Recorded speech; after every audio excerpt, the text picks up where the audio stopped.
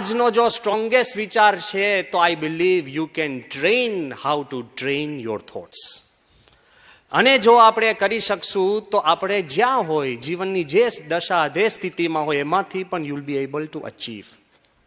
એ કઈ રીતે વાત કરું છું કે વિચાર આપણે કેમ સ્પર્શતા નથી? કારણ કે ઇનવિઝિબલ છે, અદૃષ્ટ છે. વિચાર કોઈને આવતા દેખાયો કે આવ્યો આવ્યો આવ્યો, એના પગલા સંભળાયા, જતા દેખાય છે. ભલે આપણે મૂછો મરડીએ કે આ મારો વિચાર છે, ઘણીવાર ડિસઅપિયર થઈ જાય. તમારો હોય તો પાછો લાવો ને. અને ઘણીવાર એટલા બધા ખરાબ વિચાર આવતા હોય, જો તમારા જ હોય તો એને રોકો ને. રોકી શકાય છે? નથી રોકી શકતા.